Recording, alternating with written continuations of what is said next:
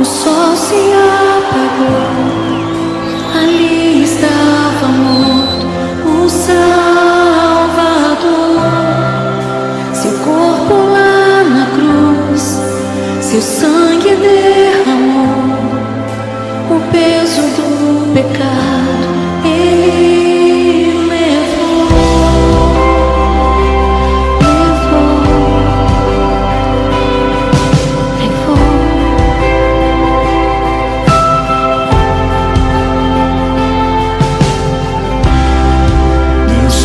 Abandonou seu som, seu respirar.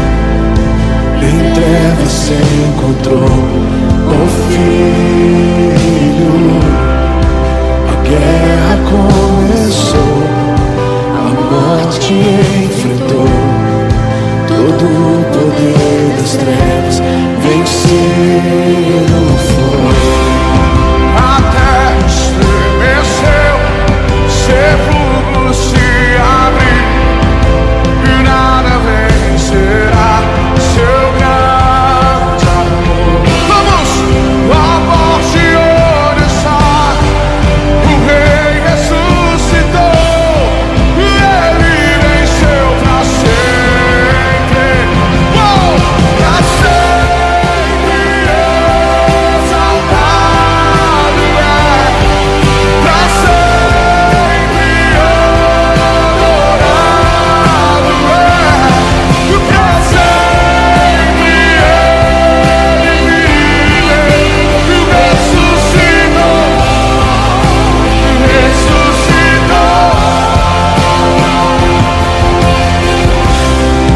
A terra estremeceu, sepulcro se abriu, nada vencerá seu grande amor.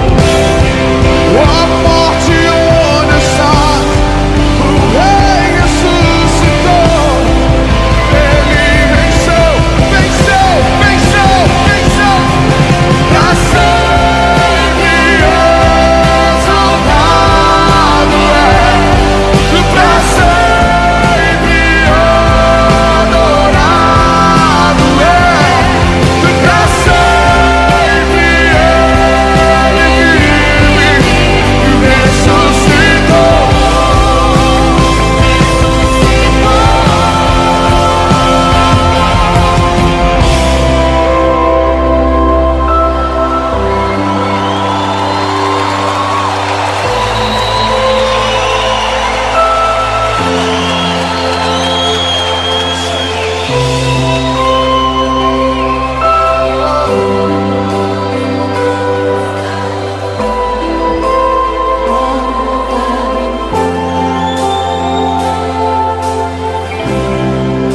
Cantamos aleluia, cantamos aleluia, cantamos aleluia. Cordeiro vencer, cantamos aleluia, cantamos aleluia, cantamos aleluia. Cordeiro vencer, cantamos aleluia, cantamos aleluia, cantamos aleluia.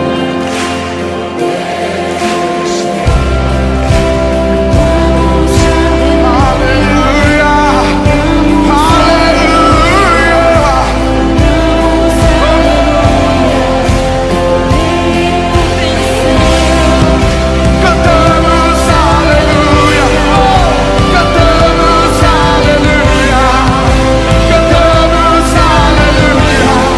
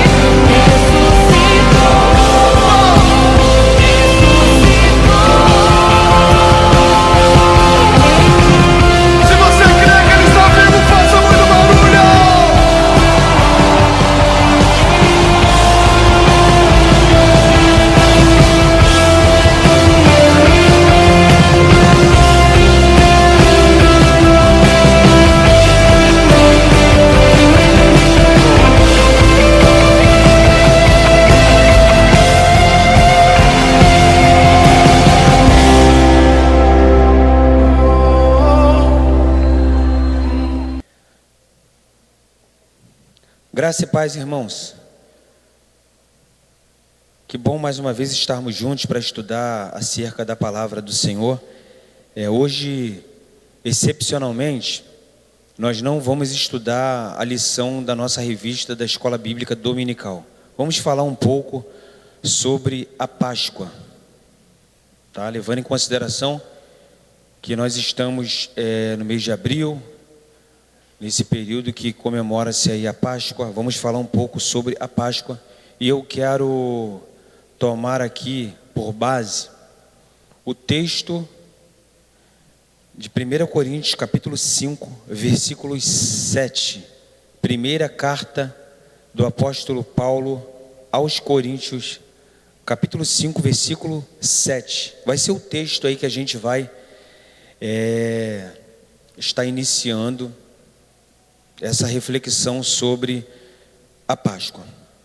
Tá? Vou dar um tempo aí para que você pegue a sua Bíblia e abra, por favor, primeira carta de Paulo aos Coríntios, capítulo 5, versículo 7. Diz assim a palavra: alimpai-vos, pois, do fermento velho, para que sejais uma nova massa, assim como estáis sem fermento, porque Cristo, nossa Páscoa, foi sacrificado por nós. Ó Deus, por este privilégio de nós estarmos na Tua presença, falando um pouco mais acerca da Tua palavra, que o Senhor possa nos dar sabedoria e entendimento, e que possamos, acima de tudo, compreender e viver aquilo que nós temos professado. Te peço que o Senhor continue abençoando a cada um dos meus irmãos, dando sabedoria, entendimento, possamos refletir, não somente nesse período, mas a cada dia, sobre o sacrifício expiatório que foi feito por nós na cruz do Calvário. É o que nós te pedimos, te agradecemos em nome de Jesus. Amém.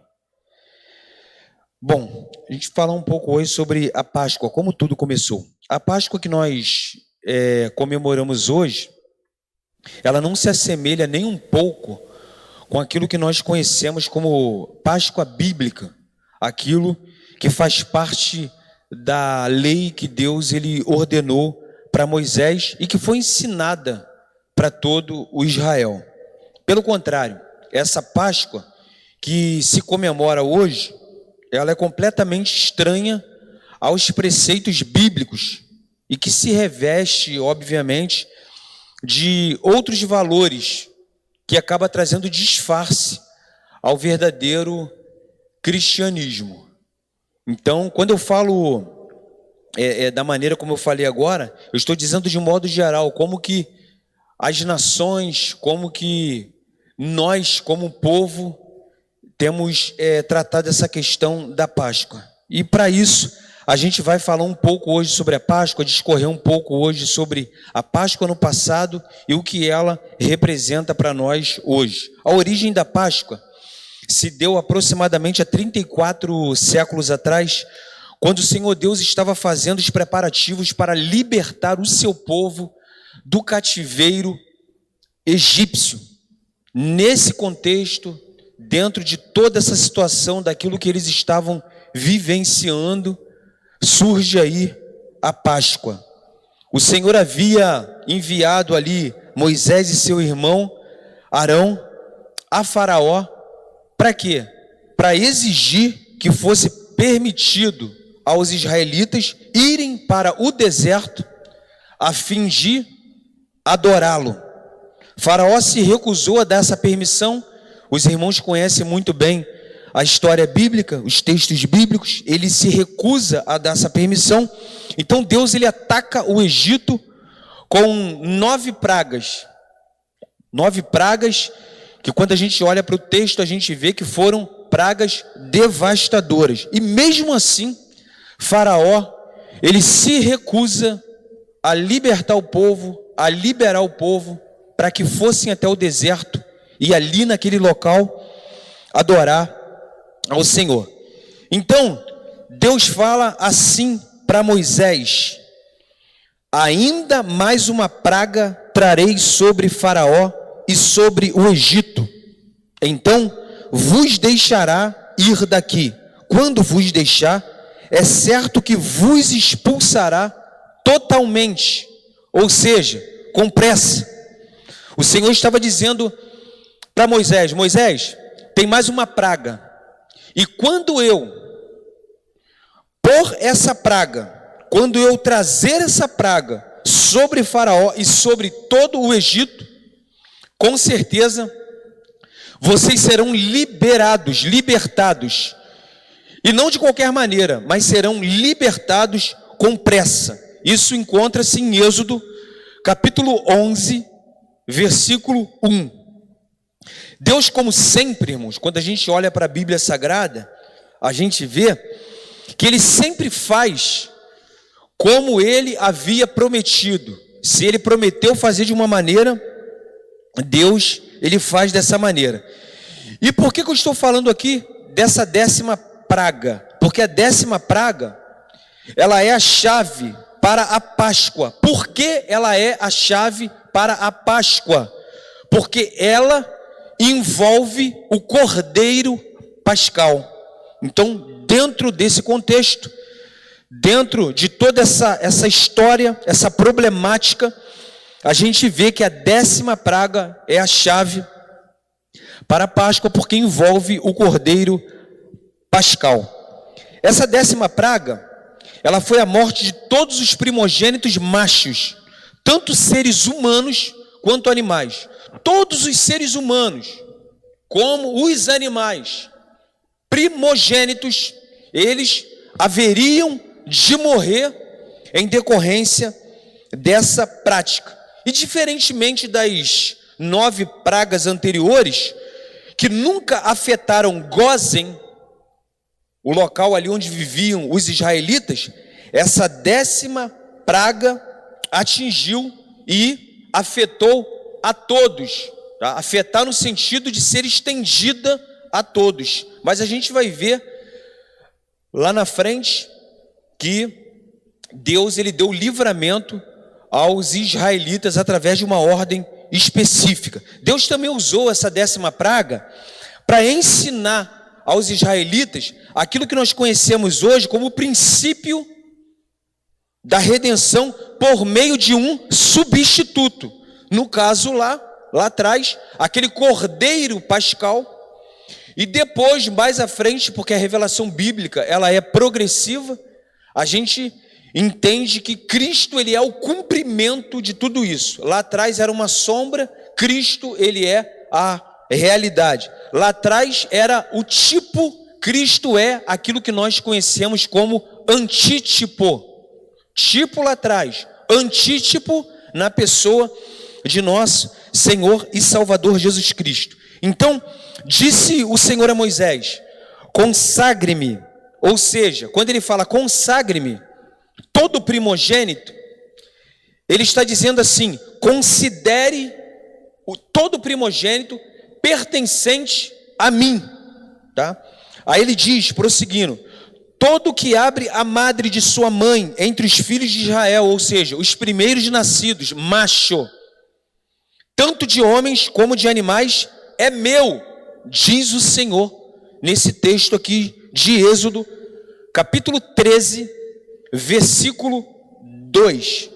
Então, se os israelitas deixassem de seguir as instruções de Deus aqui, esses primogênitos morreriam juntamente com todos os primogênitos dos egípcios.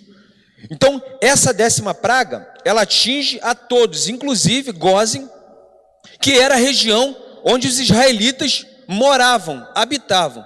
Se eles deixassem de seguir as instruções que Deus deu para que eles seguissem, inclusive os seus filhos, ou seja, os filhos dos israelitas, também morreriam nessa 10ª praga.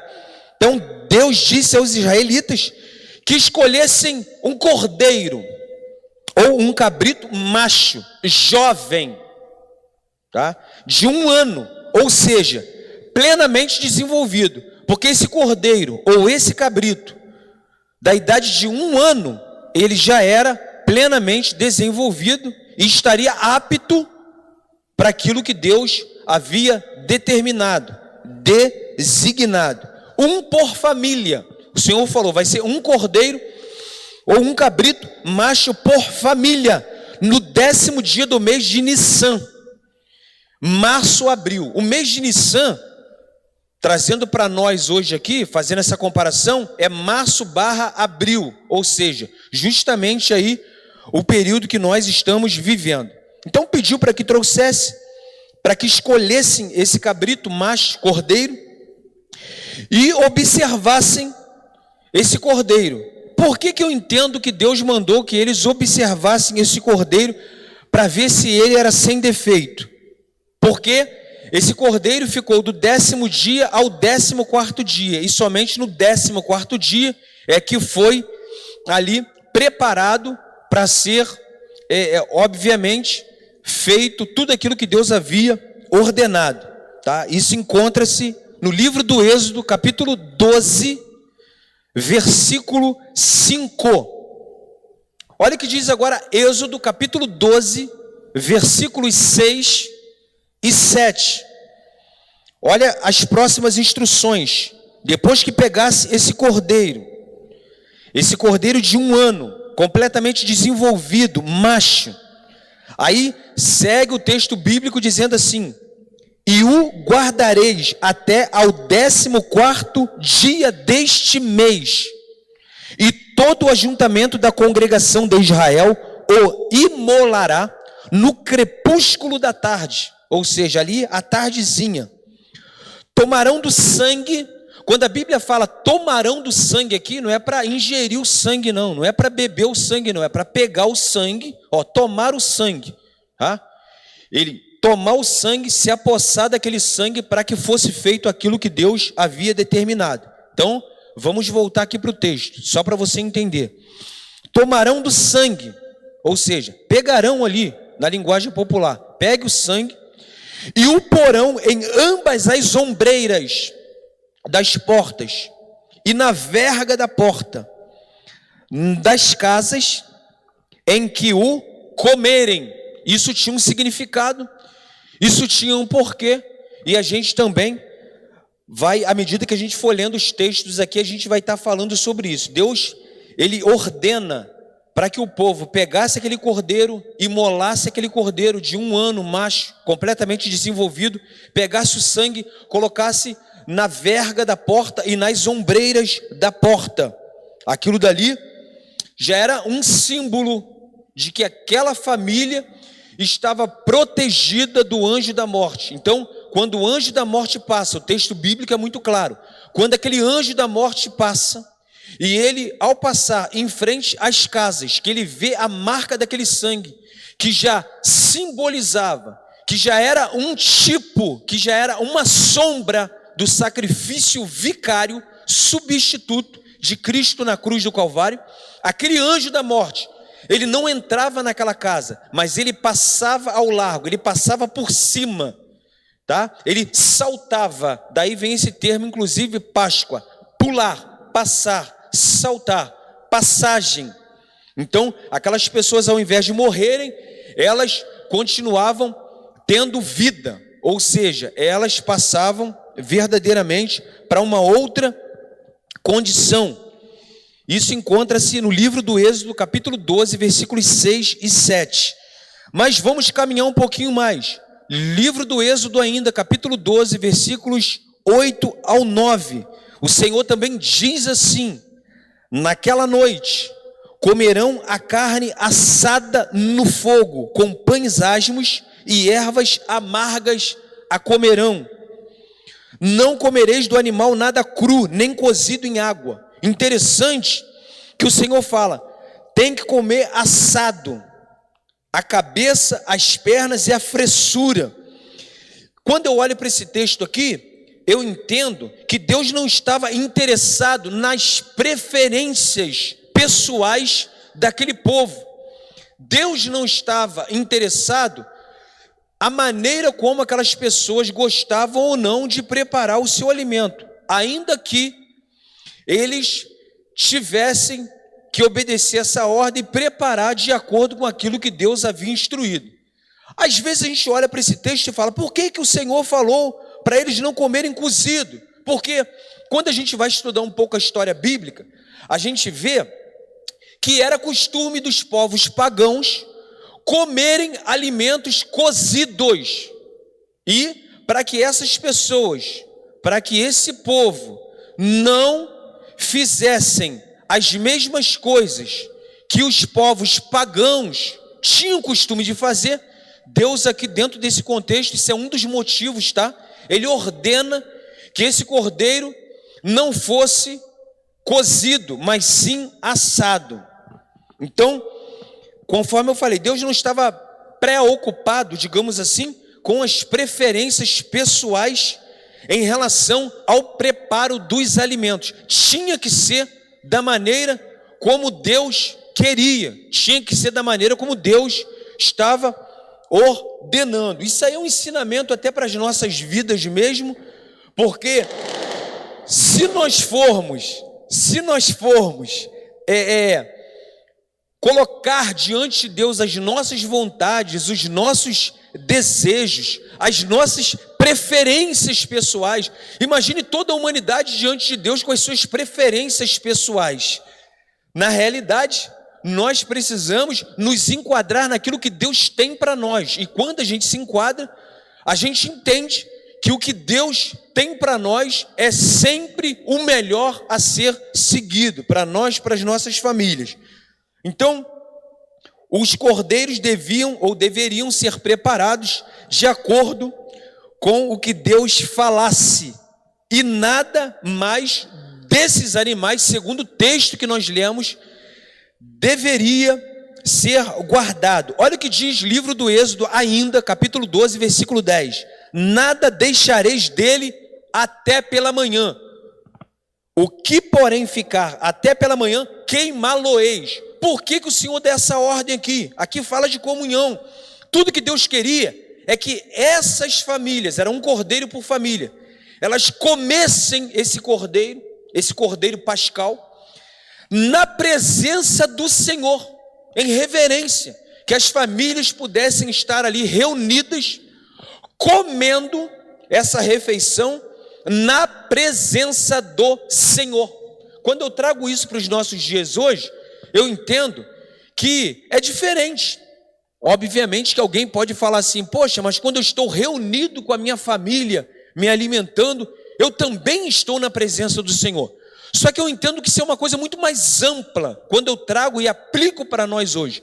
Em todo o momento, eu, você, nós, que conhecemos o verdadeiro Cordeiro Pascal, precisamos estar na presença dele em comunhão, seja no local que nós denominamos casa de oração, seja nas nossas casas, seja lá onde quer que nós possamos estar, nós precisamos estar ali sim, entendendo que há um banquete da parte do Senhor preparado para nós e que nós precisamos sim estar na presença dele em comunhão. Por quê? Porque esse Cordeiro Pascal, ele já foi dado para cada um de nós. Ele é a solução para as nossas vidas. Para quê? Para que as adversidades, para que o poder do pecado não tenha mais domínio sobre nós, não sejamos mais dominados por isso, e sim pelo Espírito da vida, que é o Espírito Santo de Deus. Então, o Senhor diz aqui, não deixareis dele até pela manhã, o que porém ficar até pela manhã, queimá-lo-eis. Então, precisava ser consumido ali, na presença, em comunhão, diante do Senhor. Naquela noite, como a gente mesmo já falou aqui, com o sangue na verga de suas portas, o povo judeu sentou-se em suas casas, cada família ali, o povo, né, ali separado pelas suas famílias, eles sentaram-se em suas casas e comeram o Cordeiro Pascal. Eles não deveriam sair das suas casas. Eu vou comer o Cordeiro Pascal lá na casa do Christian. Um exemplo aqui, né? Para quem não conhece, o Christian é o nosso jovem aqui da igreja. Eu vou comer o Cordeiro Pascal lá na casa do Enéas. Para quem não conhece, Enéas é o nosso jovem também aqui da igreja, nosso jovem irmão. Então, Olha só que coisa interessante. Não podia fazer isso. Cada um deveria comer esse cordeiro pascal na sua própria casa. Não deveriam sair das casas. Foi uma ordem que Deus deu. Por quê? Porque dentro das suas casas, através daquele sangue que estava na porta, que era tipológico, que era uma sombra do sangue do verdadeiro cordeiro, aquelas pessoas estariam assim guardadas dentro da sua própria casa. Por quê? Quando Deus ele via o sangue, claro que tudo isso é uma tipologia, irmãos, porque Deus ele vê todas as coisas, tá?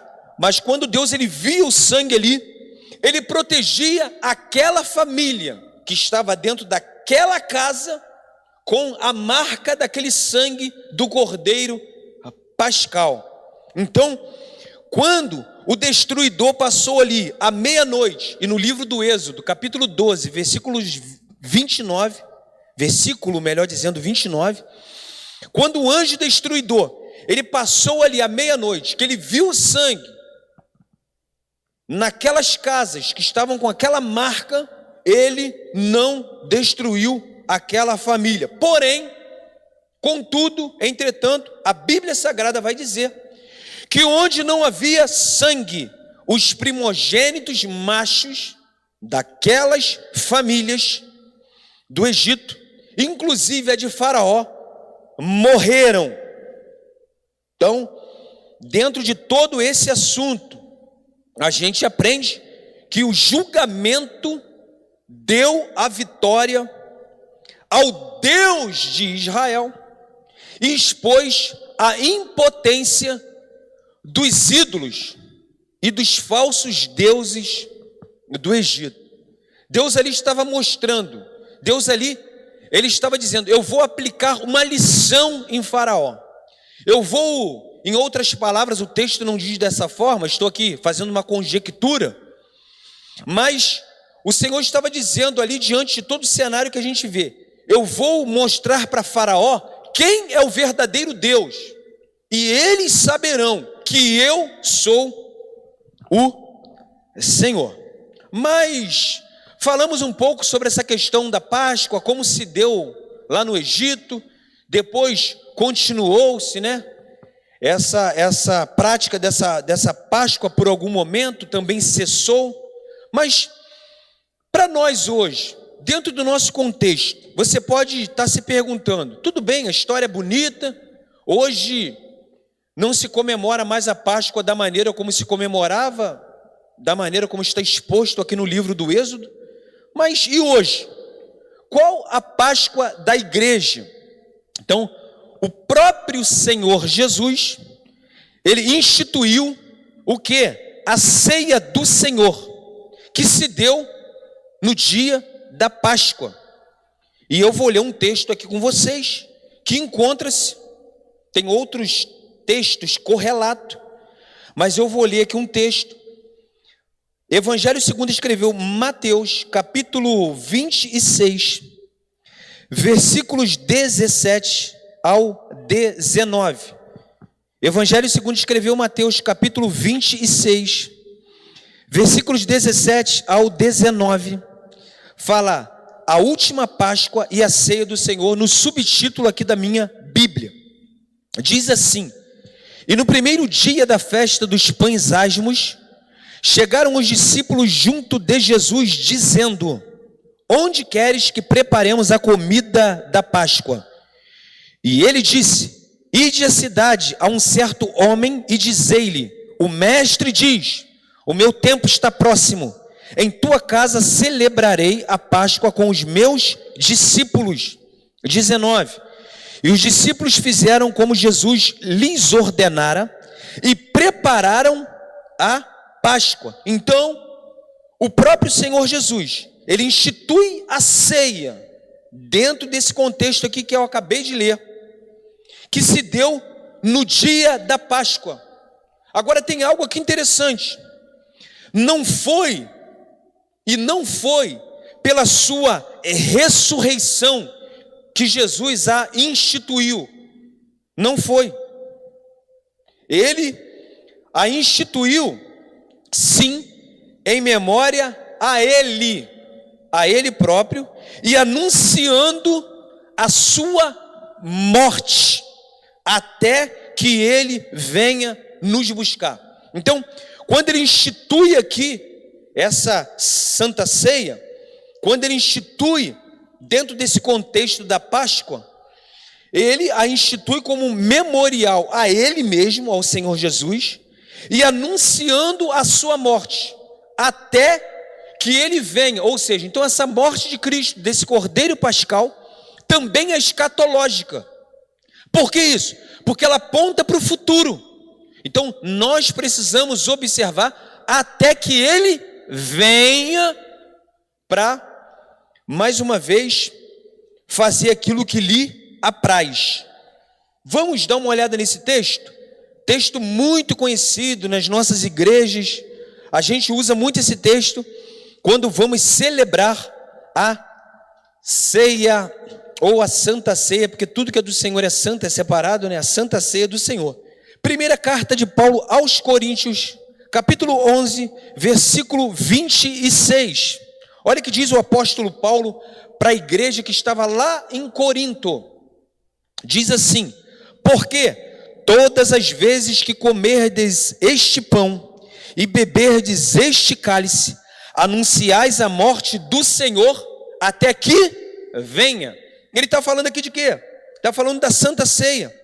Ele está falando aqui o modo de celebrar a Santa Ceia do Senhor. Claro que aqui a gente tem outros envolvimentos. Não vou entrar aqui no mérito do agape, que é o que acontecia aqui, isso é uma outra história. Mas quando ele fala de observância dessa Santa Ceia, ele deixa muito claro aqui: todas as vezes que comerdes este pão, que simboliza o corpo de Cristo para nós, dentro do nosso contexto, e beberdes este cálice, que simboliza o sangue de Cristo, aí ele vai dizer: anunciais o quê? A morte de Cristo, até que Ele venha, até lá na parousia, como a gente conhece, na vinda, quando nós encontraremos com o Senhor nos ares. Isso aí é uma outra história, também um assunto muito interessante para ser falado, mas fica para uma próxima oportunidade. O envolvimento dessa parousia, que significa vinda, que fala de encontro e tudo mais, para a gente habitar com o Senhor eternamente. Então, isto que eu acabei de falar agora é a ceia do Senhor. E se deu justamente onde? Em que época? Na Páscoa. Por quê? Porque a verdadeira Páscoa era Ele. E é Ele. E a gente lê isso aqui em 1 Coríntios, capítulo 5, versículo 7. Eu vou ler de novo com você, porque esse texto aqui, ele é muito bonito. 1 Coríntios, capítulo 5, versículo 7, vai dizer: alimpai-vos, pois, do fermento velho. Então, fermento na Bíblia fala de pecado, de coisas que não prestam, de coisas que não edificam ali. Esse é o contexto de fermento aqui na Bíblia. Dentro do nosso contexto hoje, um fermento é até necessário ali para a dona de casa fazer sua pizza, fazer seu pão, fazer seu bolo. Mas dentro desse contexto bíblico aqui, essa questão do fermento não era coisa boa. Fala de fermento dos fariseus. Está falando aqui o apóstolo Paulo dizendo: alimpai-vos desse fermento velho, para que sejais uma nova massa. Agora o que? Na presença de Cristo. Aí ele prossegue dizendo: assim como estáis sem fermento. Olha que interessante. Nós estamos sem esse fermento velho, porque Cristo, a nossa Páscoa, foi sacrificado por nós. Olha que interessante. Então, dentro desse contexto aqui, a verdadeira Páscoa, que é Ele, o nosso Senhor e Salvador Jesus Cristo, que aqui o apóstolo Paulo vai dizer, estava sendo preparado aqui no século I, no texto que nós lemos aqui de Mateus capítulo 26, estava sendo preparado para morrer pelos nossos pecados e ser o quê? Crucificado. Por isso, ele foi chamado o Cordeiro de Deus, que tira os pecados do mundo. Quero ler com você Evangelho segundo escreveu João. São alguns textos assim que saltam aos olhos. Esse texto aqui, ele é um texto, como toda a Bíblia Sagrada, mas para esse contexto que nós estamos falando, ele é algo assim que eu ouso dizer que é maravilhoso essa história. Evangelho segundo escreveu João, capítulo 1, versículo 29. Olha o que diz o texto. No dia seguinte, João viu a Jesus que vinha para ele e disse: eis o Cordeiro de Deus que tira o pecado do mundo. Olha que interessante. Imagine uma multidão, imagine um povo reunido. Aí você está ali do lado de João Batista, próximo a João Batista, o profeta, que tinha os seus discípulos também, que pregava arrependimento, que batizava. De repente vem um homem vindo lá na frente. Por exemplo, eu estou aqui na primeira igreja batista, em Parque São Francisco, avenida aqui, Nossa Senhora das Graças. Aí, estamos aqui com João Batista, aqui em frente. De repente a gente vê apontando lá no início da rua e vem se aproximando. Quando ele chega aqui na esquina da igreja, aí o homem que está conosco, que é João Batista, aponta para ele, ou seja, ele sai de cena, ele não quer holofote, como ele nunca quis, mas nesse momento ele sai de cena completamente, aponta para o mestre e diz assim: eis aí, o Cordeiro de Deus que tira o pecado do mundo. Esse Cordeiro Pascal é ele que é a nossa Páscoa. Então, ele é o Cordeiro que foi sacrificado, a nossa Páscoa, porque ele derramou o seu sangue pelos nossos pecados. Pois sem tal sacrifício, meus amados, sem esse sacrifício aqui, nenhum homem poderia se aproximar de Deus e entrar em comunhão com Ele, e ganhando assim a vida eterna. Sem esse sacrifício, ninguém se aproxima de Deus, ninguém pode se achegar a Deus, não pode haver o ministério da reconciliação. Sem esse sacrifício, não poderia acontecer, ninguém poderia se aproximar de Deus e, consequentemente, ninguém poderia herdar a vida eterna. Razão pela qual, uma vez feito esse sacrifício, que foi o único e verdadeiro, diga-se de passagem, o único e verdadeiro, deixaria de ter o que? Sentido aquela Páscoa que era realizada lá no Antigo Testamento, na Antiga Aliança. Esse sacrifício aqui, único, verdadeiro, esse sacrifício sim, ele tomou o lugar daquela Páscoa antiga que os israelitas observaram. Uma vez que, por que tomou o lugar? Por que substituiu? Ainda que tenha sido de maneira consuetudinária. O que é isso? Através de usos e costumes. Porque o Senhor ali, Ele não chegou e falou: a partir de hoje estou acabando com a Páscoa, estou instituindo a Santa Ceia. Não, Ele chegou e falou: vamos comer a Páscoa. Só que essa Páscoa foi diferente, foi a instituição da ceia. E dali em diante, a igreja passou a observar a ceia do Senhor. Por que isso? Porque a Bíblia Sagrada vai dizer que o pacto antigo, ele foi consumado.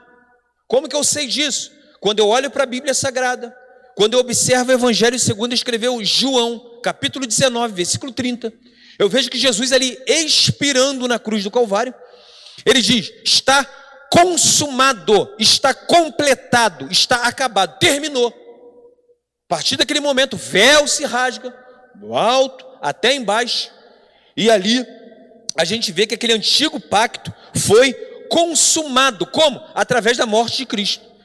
Então, a nova aliança, ela só é instituída a partir do momento da morte de nosso Senhor e Salvador Jesus Cristo e a sua consequente ressurreição. A partir dali, algumas pessoas até confundem, né? Mas isso está no Evangelho. Se está lá no Evangelho, segundo escreveu Mateus, então é nova aliança. Não. Enquanto Jesus estava vivo, vigorava a antiga aliança. Depois que ele morre e tem ali a consequente ressurreição, inaugura-se o novo pacto, a nova aliança. Como que você sabe disso, pastor? Eu sei porque o autor da carta aos Hebreus que me falou. Vamos para lá? Carta aos Hebreus, capítulo 9. Olha que texto interessante, você pode anotar aí, anota na tua casa direitinho. Carta aos Hebreus, capítulo 9, versículos 16 ao 17. Diz assim a palavra: porque onde há testamento, necessário é que intervenha a morte do testador. Porque um testamento tem força onde houver morte, ou terá ele algum valor enquanto o testador vive. Ou seja, quem era o testador aqui? Cristo Jesus. Aí o autor da carta aos Hebreus, falando desse contexto, de um novo pacto, um novo e melhor pacto, um novo e vivo caminho, ele falando disso, ele diz que esse testamento agora, ele só tem força, porque houve o quê? A morte desse testador. Então, havendo a morte desse testador, que é Cristo Jesus, agora esse testamento, ele tem força, ele ganha força, tá? Então a gente vê até mesmo no dia a dia aí, o que acontece quando alguém deixa um testamento? O testamento dos homens só vale quando esses homens morrem. Aí aquele testamento é válido. Antes disso, não tem validade. Mesma coisa aconteceu, que esse novo pacto, esse novo testamento, essa nova aliança, ela só teve validade, foi inaugurada com a morte e consequente ressurreição de Cristo Jesus. Então foi por essa razão que o Senhor Jesus se reuniu com os seus discípulos para realizar a última Páscoa, a válida, e estabelecer o novo pacto mais abrangente e debaixo da graça. Jesus ali nessa última Páscoa, ele estabelece o novo pacto. Que novo pacto foi esse? Um pacto de uma abrangência, tá? Muito grande, geral, muito mais abrangente, e debaixo de quê? Da graça, que é a ceia do Senhor. Então, estamos caminhando aqui já para a gente fazer a conclusão. Esse cordeiro, ele nos foi dado de que maneira? Demonstrando amor pela humanidade, por meio da provisão vinda de Deus. Houve uma provisão vinda de Deus para a humanidade. Essa provisão que veio da parte de Deus para a humanidade foi a demonstração do amor de Deus para comigo, contigo e com todos nós. João 3,16. Porque Deus amou o mundo de tal maneira que deu o seu Filho unigênito, para que todo aquele que nele crê não pereça, mas tenha a vida eterna. Então, que provisão é essa? Alguém, de repente, pode estar se perguntando: que provisão é essa? Essa provisão aqui, que foi dada por Deus Pai, ela é Jesus, o Cordeiro Pascal, cuja morte e ressurreição proporcionam libertação espiritual e da escravidão do pecado e de todos aqueles que colocam nele a sua fé. Então, através dessa morte aqui e ressurreição desse Cordeiro Pascal, a humanidade foi proporcionado a ela libertação espiritual da escravidão do pecado, ou seja, livres da escravidão do pecado, não da presença do pecado. A presença do pecado continua no mundo, mas livres da escravidão do pecado. Então, ou seja, essa liberdade da escravidão do pecado, ela foi proporcionada a todos aqueles que colocam a sua fé nele. Nele quem? No Cordeiro Pascal, Jesus Cristo de Nazaré. Isto posto, eu preciso dizer para você, você sabe, muita gente sabe, outros sabem, mas não tem a compreensão aqui dos pormenores. Obviamente que o tempo também não nos permite estar entrando minuciosamente nos detalhes, mas de uma maneira geral. Mas isto posto, eu digo para você que Cristo, Ele é a nossa Páscoa, conforme 1 Coríntios 5, 7, o apóstolo Paulo bem frisou. Quero aqui deixar para você uma história muito interessante, que falou muito ao meu coração. Talvez você já tenha escutado, talvez não. Quem escutou vai escutar de novo. Quem não escutou, vai escutar pela primeira vez. Olha que história interessante.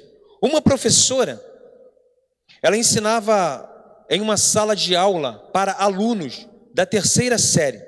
Nessa sala havia uns 10 alunos, numa faixa etária assim de aproximadamente 8 anos. Tá? Um dos seus alunos era um menino chamado Felipe, que, segundo a história que a gente está lendo aqui, Felipe tinha síndrome de Down. Então, apesar dele parecer um garoto muito feliz, ele tinha as suas dificuldades e ele era muito sensível. Então, ele até chegava, segundo a história, a se sentir um pouco diferente dos outros alunos. É justamente nessa idade aqui também que a criança está querendo cada vez mais, segundo até mesmo os estudiosos, que ela está querendo cada vez mais ser aceitas pelos seus coleguinhas. Mas não foi isso que aconteceu com Felipe. Pelo contrário, ele cada vez mais estava se distanciando porque os coleguinhas não queriam aceitá-los. Infelizmente, apesar dos esforços da professora, ele não foi aceito pelos outros meninos. Mesmo assim, a professora fez de tudo, fez todo o possível para que esse menininho, Felipe, se sentisse parte da turma. Quando a gente olha para esse texto, para essa história, a gente vê que Felipe, ele não escolhe ser diferente. Ninguém escolhe ser diferente. Mas ele era diferente, ele tinha as suas particularidades. E olha que interessante, a gente vai ver no final da história porque ele era tão diferente. Talvez você possa estar me ouvindo, mas diferente? Diferente como? Você vai ver como que esse garoto era diferente. Ele não queria ser diferente dos outros alunos, mas ele era. E todos sentiram isso. Essa professora, então, ela teve uma ideia brilhante, mente brilhante. E ela foi muito criativa quando ela desenvolveu um exercício ali com aqueles alunos. E esse exercício se deu durante a Páscoa. Ela levou para sua sala 10 ovos de plástico vazios. Cada aluno iria receber um ovo. O objetivo era que os alunos saíssem ao jardim daquela escola e ali eles procurassem algum símbolo de vida renovada, já que estamos falando de Páscoa, de vida nova, algum símbolo da Páscoa. Ela se utilizou daquele ovo ali, que a gente até vê que comercialmente falando aí é muito conhecido. Mas olha que história interessante. Depois deles terem ido ao jardim e de terem misturado ali todos os ovos, eles procuraram abrir para ver o que tinha lá dentro. Todos os alunos saíram correndo para achar algo para colocar dentro do seu ovo. Então, dentro de pouco tempo, eles voltaram e depositaram ali seus ovos sobre aquela mesa. Daí a professora começou a abrir ali aqueles ovos. Ela pegou ovo por ovo ali, começou a abrir aqueles ovos. Dentro do primeiro ovo tinha ali uma flor. Todas as crianças ficaram admiradas, uma flor muito bonita que estava dentro daquele ovo. Quando ela abriu o outro ovo, ela viu ali voar de dentro daquele ovo uma linda borboleta. As meninas disseram: ai, que lindo! E o autor daquela façanha ficou todo bobo. Que bonito! Os meninos não deram muita bola porque a gente sabe que os meninos são assim mesmo, né? Eles não externam muito esse tipo de coisa, mas as meninas ficaram boquiabertas. Que lindo! Quem foi o herói que colocou essa borboleta dentro desse ovo aí? A professora, então, ela prossegue e abre o terceiro ovo, mas não tinha nada dentro desse ovo. Então, imediatamente, todos começaram a rir e a gritar: isso não é justo, que coisa estúpida! Quem fez isso? Alguém errou! Aquelas crianças, elas pensaram isso naquele momento. Foi quando a professora sentiu alguém puxando sua blusa. Alguém veio por trás dela assim, puxou a blusa dela assim, ó, bem rente ao corpo dela. Ela olhou e viu que Felipe estava ao lado e disse para ela assim: é meu. Disse Filipe para aquela professora: é meu, é meu. Falou de novo. As crianças começaram a rir, a zombar, a caçoar. Ah, Filipe, você nunca faz nada certo mesmo. Não seria dessa vez que você faria. Você está sempre por fora, você não sabe de nada, você não é criativo. Você, na realidade, não serve para estar conosco. Filipe, muito seguro daquilo que ele havia feito, ele disse assim: eu fiz certo, eu fiz, disse Filipe. E quando ele fala isso, as crianças todas fitaram os olhos nele, inclusive a professora, porque ele falou com muita ênfase: eu fiz certo. Aí Filipe fala: é o túmulo está vazio. Olha que interessante. Quando Filipe fala isso, toda aquela turma ficou em silêncio, ninguém disse nada. E você queira acreditar ou não, nunca mais ninguém disse para Filipe que ele era um estúpido, que ele não sabia de nada, que ele não tinha criatividade, que ele só fazia coisas erradas. E de repente, diante desse quadro, dessa situação, Filipe foi aceito pela turma. Mas a história aqui que eu estou lendo, ela diz que Filipe faleceu naquele mesmo ano. Sua família sabia que ele não iria viver por muito tempo. Os médicos já haviam falado isso. Muitas coisas estavam erradas no seu pequeno corpinho. No final de julho, com uma infecção que qualquer um de seus amigos teria sobrevivido, Filipe, que tinha sua debilidade, faleceu. Seu velório foi realizado na igreja, e na igreja que seus pais frequentavam, né? No dia do seu velório, 9 crianças, melhor dizendo, de 8 anos de idade, foram para a frente da igreja e colocaram em cima do seu caixão um ovo de plástico vazio. Concordando com Filipe, está vazio, ele não está mais lá. É o túmulo está vazio. Jesus ressuscitou.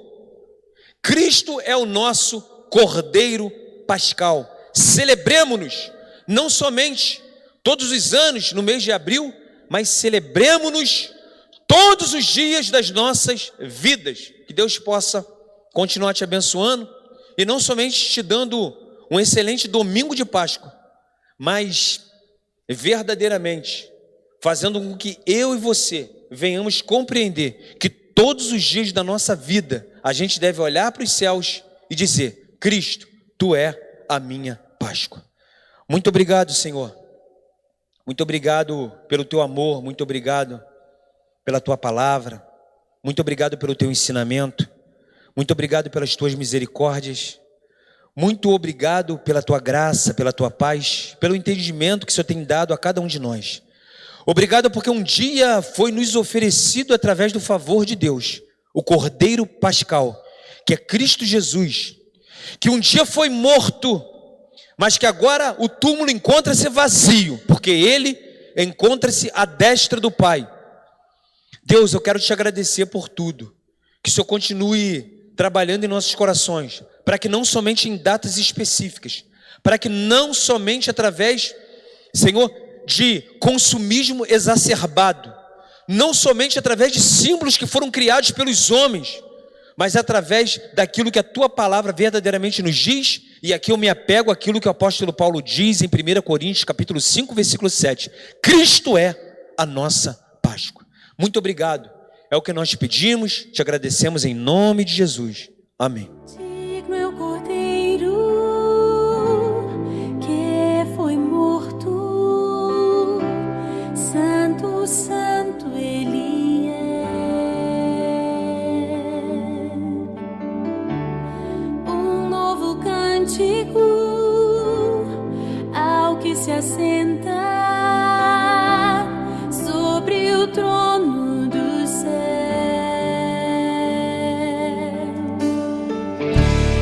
Digno é o Cordeiro que foi morto,